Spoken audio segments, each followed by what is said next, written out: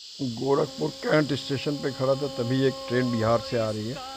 और इस ट्रेन की स्थिति आप देख सकते हैं कि कैसे लोग इस गर्मी में, भीड़ कितनी है ट्रेन के अंदर, लोग खड़े होकर के और ठूसे हुए थे गेट पे। आप देखिए लोग कैसे लटके हुए हैं, कितने जोखिम लेकर के ट्रैवल करते हैं लोग।